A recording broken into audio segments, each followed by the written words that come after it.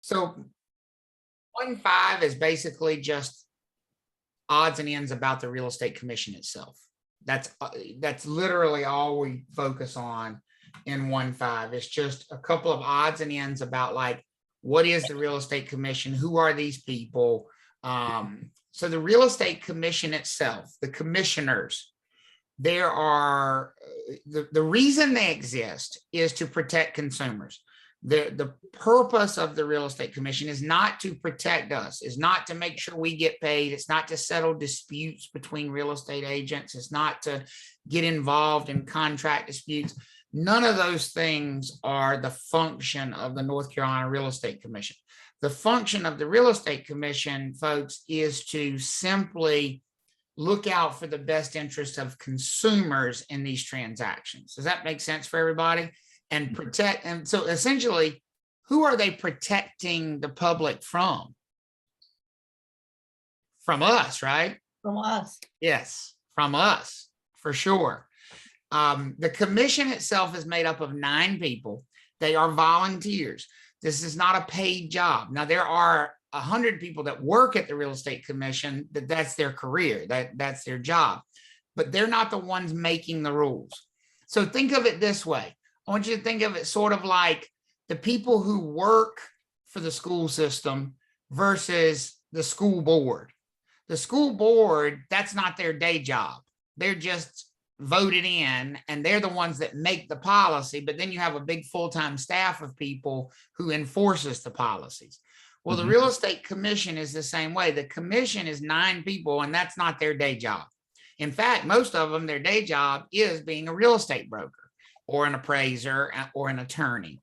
So there are 9 people who are appointed to those positions. They're not elected, they are appointed. They serve a 3-year term as members of the real estate commission, and they can be reappointed to more than one term. They don't have, it's not 3 years and you're automatically done. They can be reappointed, and that does often happen. It's not uncommon to see somebody like, for example, my friend Cindy Chandler, who is on the commission now, and I don't even remember how long Cindy's been on the commission. I want to say this is at least her 3rd term in a row, and it might be her 4th term in a row. So she's been there for a decade ish. So it's not that they're limited to 3 years. It's just that they're appointed in a 3-year cycle and they can be reappointed. So who does the appointing? Who puts them there? They are placed there by either the governor or the General Assembly. The General Assembly has two houses. You have the House of Representatives and the North Carolina Senate. They get 1 each. So they have the General Assembly has very little control over the real estate commission because you're only talking about 2 of the 9, 1 from the House of Representatives, 1 from the Senate. Who has the vast majority of control over the real estate commission in North Carolina? Look at 7 of the 9 seats are appointed by 1 person. Who is that 1 person? The governor. The governor. The governor. Now, that does not mean that at any one time, all 7 of those people are appointed by the current governor. Because if you think about it, so like, for example, Governor Cooper has been in office now for how many years? I'm trying to think.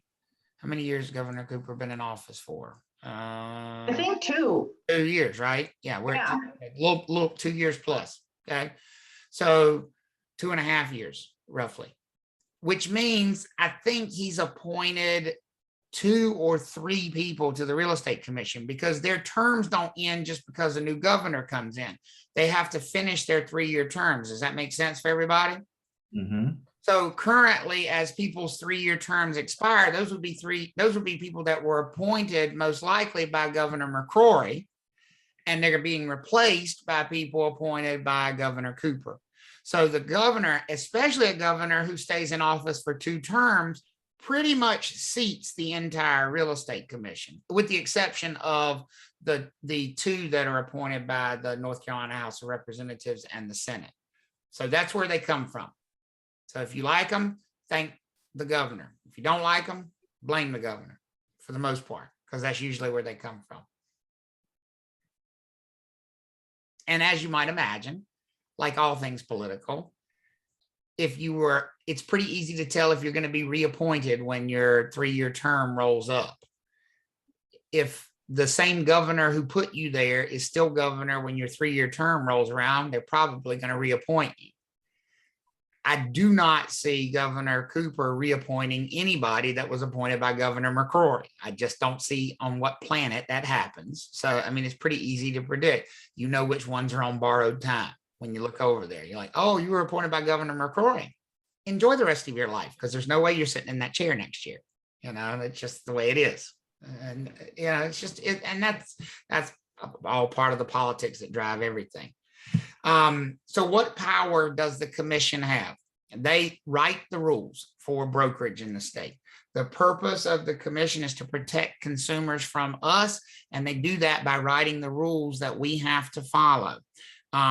They are also allowed to investigate unlicensed activity. So if they receive a complaint of somebody practicing real estate without a license, that's the one time they're allowed to investigate unlicensed people. Otherwise, their authority begins and ends. So as an example, you all, the North Carolina Real Estate Commission has no power, no jurisdiction over you, because you don't have a what?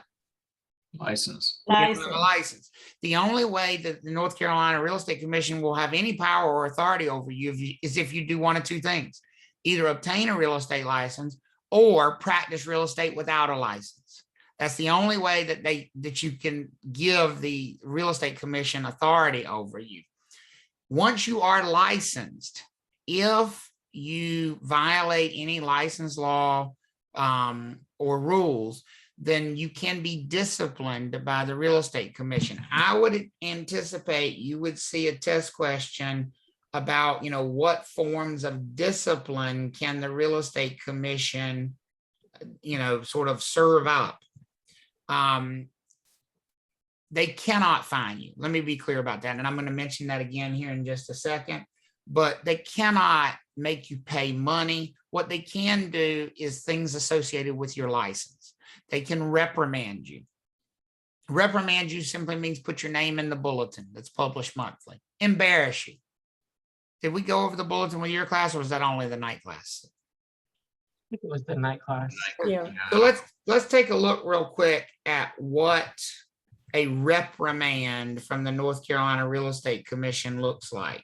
Let's do that. Let's take a look at what a reprimand from the Real Estate Commission looks like. Let me pull up their site here, and then I'll share it with you. Okay, change my share. So when you take a look at their website,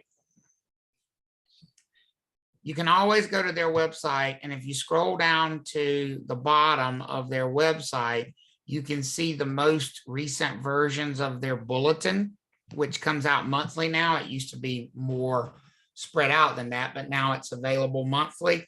And one of the most prominently featured segments in every real estate bulletin is the disciplinary actions. This is what a reprimand looks like from the Real Estate Commission. Now, it doesn't mean that a reprimand includes the reprimand is putting you in the book, is putting you in the bulletin, is putting you on blast. Sometimes that's all they do. Sometimes they just simply say this person's been reprimanded, and that's the extent of the punishment. But if there's further punishment, they also publish what the further punishment was. And I want to show you all just something about like how non-disclosure of material facts matters. Look at this one. Look at Sarah Drawn right here. It says in Winston-Salem, the commission reprimanded Ms. Drawn effective July 1. They found that she was the on-site agent for a listing firm which had received letters from the city's planning and development department indicating that a related entity's planned subdivision was located in an airport district which required written disclosure to prospective buyers. Ms. Drawn failed to provide any written disclosure. What did she not disclose? A material what? Fact. Fact. Material fact. By the way, label that she did not disclose, she did not say anything about that material fact. Is that a misrepresentation or is that an omission? Omission. Admission. That's an omission. But here's what I want you to pay attention to. Look at Gregory Garrett. By commission, by consent, the commission suspended the broker license of Mr. Garrett for a period of 12 months. The commission found that Mr. Garrett was affiliated with a listing firm and was BIC of a land development firm, which had received letters from the city's planning and development department indicating the land development firm's planned subdivision was located. This sounds real similar, don't it? What y'all want to bet this is her BIC? Mm-hmm. So if you notice, the punishment is not even here. Who did they hold to a higher level of responsibility here? The back. The BIC. They reprimanded the broker, but they suspended the license for 12 months of the BIC. And by the way, it keeps going. If you keep, there's another reprimand of another agent in Winston-Salem, the same case right there. If you keep scrolling down, I think there's another one in here. Yep, there's another one. The commission reprimanded Christina Miles. Here's another one. Oh, that was a different Winston-Salem person. So it looks like to me they reprimanded all the agents in the firm and then they suspended the license of the BIC. That makes sense for everybody? Mm-hmm. By the way, I do not know what was going on in the water in Winston-Salem last month. It was a bad month to be in Winston-Salem. Look at this one. The commission permanently revoked the broker license of Jonathan Tabor. That's significantly worse than a reprimand. Mm-hmm. Yes, they permanently revoked the broker license of Jonathan Tabor. The commission found that Mr. Tabor conducted brokerage activities prior to his licensure as a real estate broker. So can they investigate what you did before you got a license? Yes. Yes. By entering into a finder's fee agreement, which called for his unlicensed company to receive a referral fee from a seller of a large portfolio of properties as consideration for referring a buyer to the seller. You need a license for that, don't you? Mm-hmm. Yeah. Yeah. Following his licensure, Mr. Tabor continued to pursue payment of the referral fee for his unlicensed company, including placing a lien on the seller's properties to prevent the sale of those properties without the unlicensed company first receiving compensation. Yeah, don't do that. Don't do stuff like that. So you think the seller reported him? Probably. I'm sure he did. I'm sure the seller is the one that filed the complaint. That's exactly right.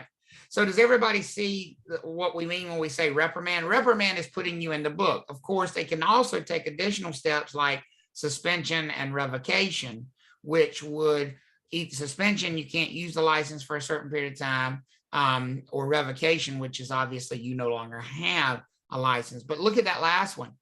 If they feel that somebody has been criminally engaged in activity, not only could they discipline their license, could they refer that over to the district attorney in that person's county and say, hey, you need to prosecute this person criminally? What do y'all think? Yes. They should. Yeah, it's something illegal. Let me tell you when they do that. If they catch you stealing money out of their trust account. If they audit your trust account records and they find you have a shortage, yeah, they're going to discipline you. They're going to suspend your license or revoke your license, but then they're going to send everything that they found when they look through your trust account to the district attorney in your county and say, you might want to give this person a call because they're stealing trust account money. So the discipline does not necessarily just end right there. Does that make sense for everybody? Mm-hmm.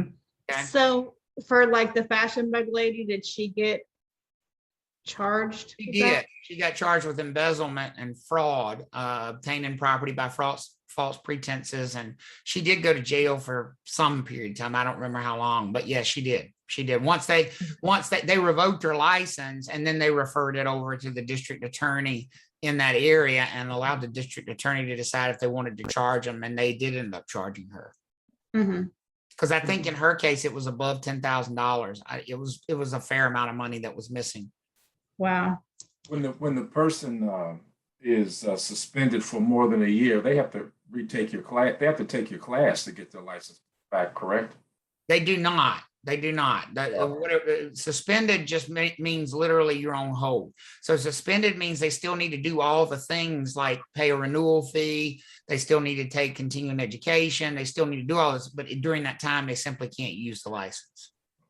So it's like penalty box, basically. But they would not have to retake the class. No. And revocation means you can never get the license again? So there's two types of revoked. They generally only use one of them, though. There's revoked and there's permanently revoked. Permanently revoked means you can never apply for licensure again. Don't even try.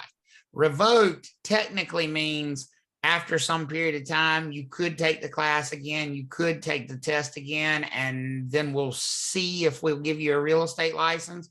They almost never use that one. Most of the time, if it's bad enough to revoke somebody's license, they just permanently revoke it. Okay. Russell said, how secure are the trust accounts? Well, it's a checking account. It's no more or less secure than any other checking account, which is why you as a broker in charge have to be willing to be responsible for it. I can assure you the real estate commission is not going to discipline you if you were defrauded. If somebody got the money and stole the money out of your trust account, they're not going to discipline you, but they would expect you to do what? They can't force you to do it, but what would they expect you to do? Pay the money back. Pay the money back. And that would probably be what would be the determining factor of whether you got disciplined or not. If you got scammed for money out of your trust account and you replace the money, the real estate commission would probably say, you've been punished enough, be more careful. If you were not willing to put the money back, they would almost have to discipline you because they have to make an example out of that. So. Okay. So that gives you an idea of what the commission can do. Just remember, they will never issue a fine to a real estate broker or firm.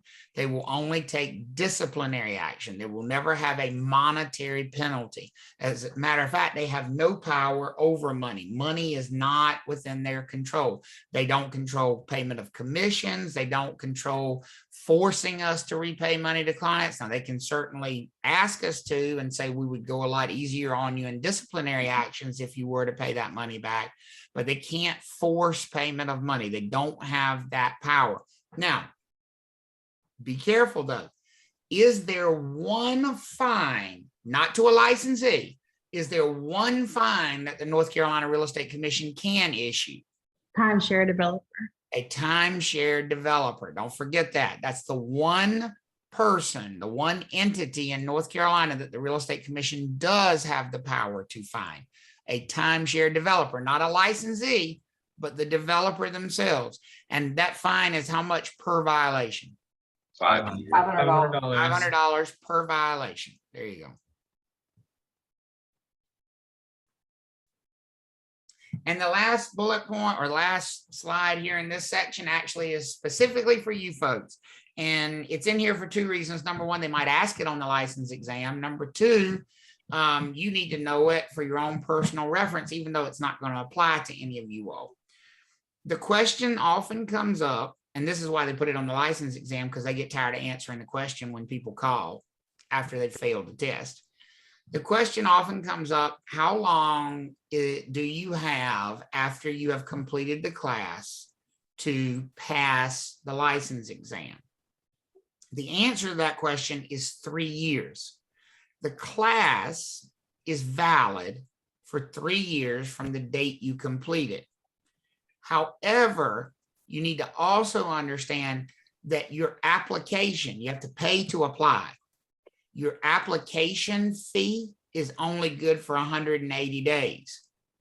So if you take the class, finish the class, submit your application, and don't pass the test within 180 days, you will have to reapply. You won't have to retake the class, though. Does everybody see the difference between those two?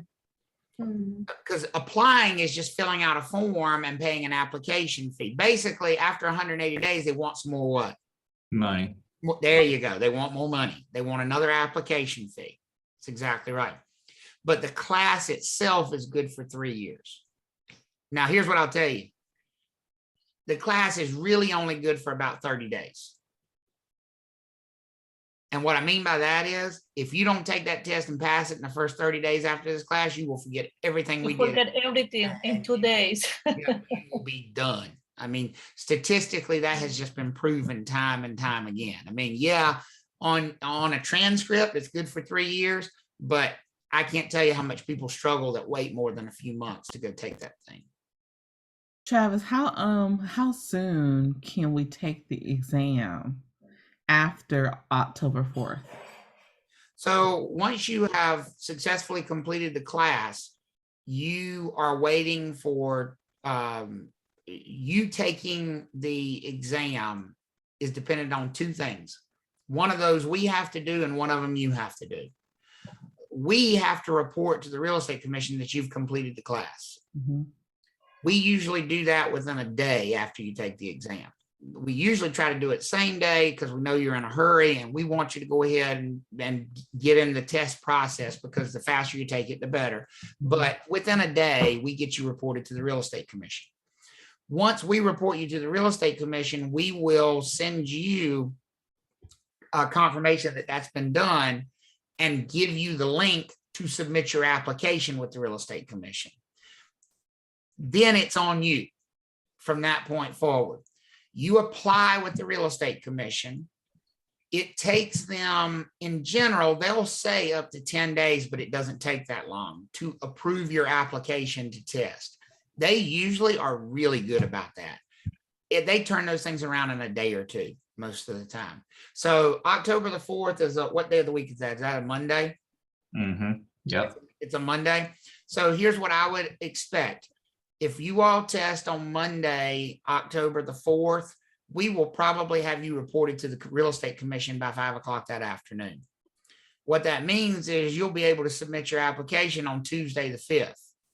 I would be shocked if your application is not approved by Friday of that week. It'll probably be approved by Wednesday or Thursday for most of you, but by Friday, your application would be approved. Once your application is approved, you can schedule the next available test date. That might be the very next day. They have, PSI has a calendar tool. You can't see the calendar until your application's been approved. So once the Real Estate Commission approves your application, they'll send you a link that says click here to schedule your test. When you click there, you'll see a calendar of availability. If you're willing to drive, you know, you might not see a test available the next day or next day or two if you're in Raleigh or Charlotte. But if you're willing to drive to Fayetteville or Wilmington or, you know, Winston-Salem or Greensboro, one of the testing centers that doesn't get as much traffic, a lot of times you can find a test the next day or within the next couple of days. So within a week of finishing the class, you can be licensed. What about the background check? Mm-hmm. The background check you have to submit with your application. Okay. When we come back next week, that's on my agenda to get you started on your background check so you have it back in time. Okay, so I had one done with the last place. Yep. How long are they good for? 180 days, same as the application. Okay, I have to check to see when it was done, right? How do I check to see when it was done? You could go back to the email that the CIS or whatever that company has sent you and see when it was sent to you. My quick question for you is, I just moved from New York here, so now I have two background checks, the one from New York and the one from here. Yep. Okay. Yeah, that's right. When you pay in one place, but they'll pull the records from both places, so you'll have to pay for two. And you'll let us know next week where to I do will. that. I will. Okay. Yeah. Thank you. Yeah. And Trav, CRC the class is how long is the exam again? You said 3 hours, right? 4. 4 hours. Okay. That's right. That's right. And that is it for 1.5, folks.